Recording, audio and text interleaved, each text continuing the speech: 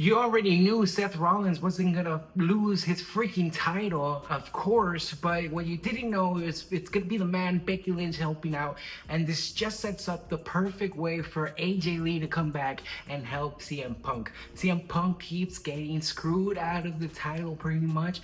We all want him, and I believe that the WWE creative know that everybody wants CM Punk at one point. LA Knight should have gotten it because he's LA Knight, and yeah, but it didn't make sense. Jey Uso, he pretty much got the least of it. He had the rib injury already, and we already knew he wasn't gonna win. He was just there for the yeets because it was in Paris, but there's so much more. Welcome to Ringside Riffs. My name's Andres, and let's just jump into everything that happened at Paris, starting of course with Seth freaking Rollins retaining. He was 2 steps ahead. How he said he was already planning the whole thing. Braun Breaker, Bronson Reed, they end up getting injured. Paul Heyman gets injured. He goes to the hospital. Oh no, Seth Rollins is with no one in his corner, and then it happens. Becky Lynch, low blow, CM Punk, reminiscent of everything we've seen. Even Solo Sikoa last time when he debuted at Paris and he was helping out Roman Reigns, he was also there to be over here low blowing people. So there's a lot of low blows going on all over the WWE. Pretty much Paul Heyman low blowed everybody. So who else is gonna get low blowed next? That's pretty much a good question. Let me know down below in the comments who you think is gonna get low blowed next, because that's a storyline that the WWE loves to do. Going back into Seth freaking Rollins continuing to be the champion, it's just freaking that. CM Punk, everybody wanted him to win. The crowd in Paris was great, but it came down to the fact that Seth freaking Rollins was just, of course, a little bit smarter, a little bit agile, and now it all ties into AJ Lee, the wife of CM Punk, once superstars, once a diva champion. Now she can come back and be a woman all in her own right, be a champion, maybe take the title away from Becky Lynch. Prestige going up for the Intercontinental title. I mean, we've already gotten over the whole Bayley and her mental health issues. We've gotten over Lyra Valkyria, her pristine, has gotten rid of it. So Becky Lynch, she's done something new with her character. She's got a Nikki Bella away, which she didn't need a little offer up there, but she's doing a great job. She's actually convinced us that she deserves. The man is the man, and highly recommend reading her book.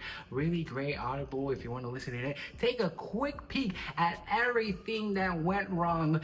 Roman Reigns, they said it's only his 4th match now. He's injured again, a perfect excuse to bring him all the way up until Royal Rumble. Royal Rumble, man. I mean, it's gonna come up fast, but Roman Reigns hasn't been Roman Reigns anymore. They pretty much stepped off the gas. They're not there anymore. He's a person on reserves. And was that what happened with Cody Rhodes? They're saying Cody Rhodes was also injured. There was no updates. He didn't go to Paris. When is the next time we're gonna see Cody Rhodes? What exactly happened? What did Drew McIntyre do? What exactly is happening to those type of storylines such as Brock Lesnar not even appearing? John Cena against Logan Paul should have been John Cena against AJ Styles, because that's what the crowd actually wanted. But we got to see Logan Paul. He continues to just do his own thing, be impressive, whatever you want to say.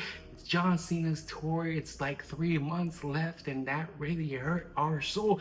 But Brock Lesnar, that whole storyline, I mean, why can't they just have more continuity? And if they're gonna break someone apart, they better not break up the Street Profits. The Street Profits couldn't pick up the champions. They didn't do it against the tag team, but what did happen was we had to see maybe a little animosity, maybe a bit of 2 people fighting against each other, and it's not gonna happen. I mean, Montez Ford definitely deserves his solo chance. He's been doing great.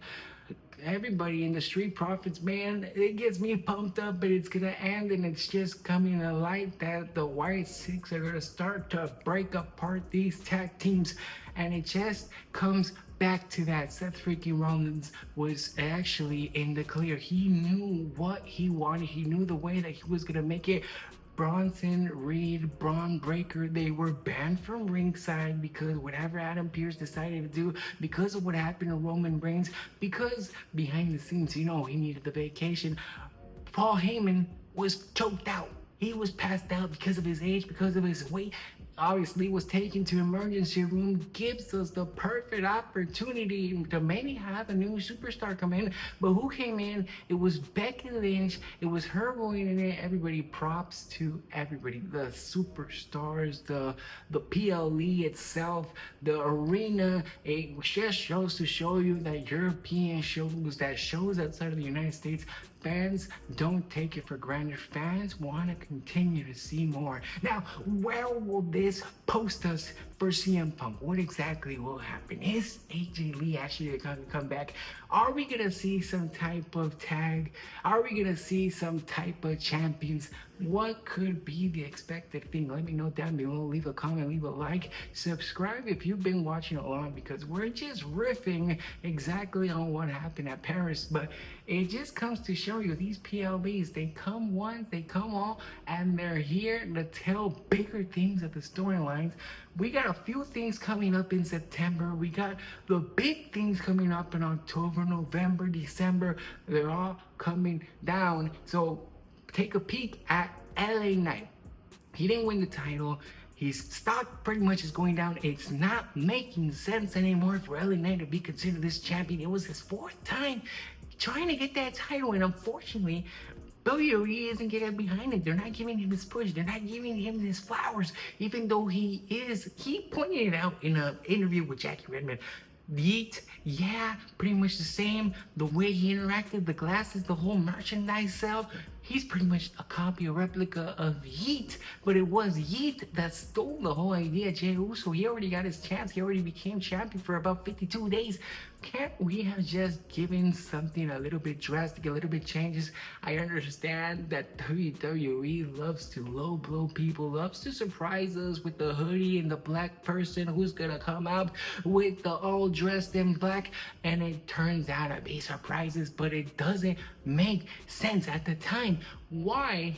If we already knew Becky Lynch was supporting Seth freaking Rollins, why not bring someone else? Why not bring someone that maybe could have surprised us all? Why put Logan Paul against John Cena when we all wanted to see John Cena against AJ Styles? Well, it's because of the money. It's because of what WWE thinks is actually correct and what's going to drive more tickets. They knew that having 4 people in the ring, 2 of them with the highest merchandise being sold, one of them being an OG Hall of Famer already sold, one of them being the champion and of course a future Hall of Famer, they knew that this was a way to chuck in Paris. If you haven't seen the comments, Paris is broke. Paris does not have any more money after everything the WWE ran through, and that's what they're gonna do over there at the base. They're gonna go over down to London in Australia, and they're gonna be charging a bunch of money. They're going all over the world, and they're getting excuses to just squeeze us out of every single penny. And we're not getting the storylines that we deserve to have had. Yes, we get it. CM Punk wasn't gonna get the title. LA Knight, Jey Uso, we all understood from the beginning it was gonna be Seth freaking Rollins that continues to be the champion. It was Seth freaking Rollins in the vision, because they're building that up, because we gotta take it, probably taking it all the way to War Games. But other than that, why not continue with the facts that it has to be that?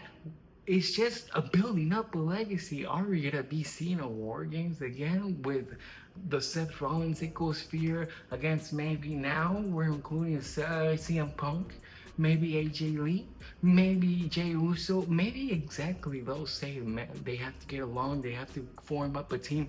It could be interesting in the fact that those are the little footprints that they're leaving behind. Those are the little crumbles that they want us to catch up on. The thing that, well, LA Knight is being given opportunities. Obviously, this is all planned out, scripted, staged. He had that interview with Jackie Redman before. They knew that they were going to do the comparisons between Jey Uso and LA Knight. Are they building up a feud? Is LA Knight going to be turning heel? Those are the things that they're building up, intertwining. CM Punk being again defeated, destroyed, not having the support of anyone at the time of Seth freaking Rollins catching. Will he overthrow Seth freaking Rollins in the end? Because that seems to be something slowly cooking. Are we cooking all the way to a WrestleMania between just CM Punk, Seth freaking Rollins for the title? it sounds like it right now. It's exactly the way we're facing, and giving these excuses such as Logan Paul having his match in France against John Cena. That's pretty much just to repay Logan Paul. It wasn't for the fans. Us having these type of things like Roman Reigns getting hurt even though he won, it was obviously to have Bronson Reed look strong, Roman Reigns not pick up any losses, and him able to just take a break from the storyline, while the vision, because of what they did, the beatdown continues to evolve, continues to look better, and they are continuing to do that. Now, the whole thing about Paul Heyman getting choked out, not being there, we'll have to see. The whole part about Seth freaking Rollins yelling in the middle of the match, Paul! We'll have to see how that connects. What exactly was happening? Was that also a ruse that he had to go to the emergency room? Was that some type of distraction? Or is that the type of things that the WWE isn't even gonna pay attention to? They're just gonna forget they ever did that. They're gonna forget those type of instances. They're gonna try to brainwash us into believing that that never even happened. But in fact, Paris was great. It was a great atmosphere. It's a great show. It was pretty much entertaining, even though I was highly skeptical of the whole card. It wasn't really screaming out, but Becky Lynch did her part. Roman Reigns did his part. Seth freaking Rollins did his part. John Cena did his part, and it just started to build up. Wyatt Six against Street Profits. It actually, the match were, because Street Profits are always so turned up, it was kind of like a sleeper. The whole Sheamus against Rusev. I mean, we already knew that they were like aggressive and stuff, but I didn't like that Sheamus tapped out. I mean, the guy had to pass out.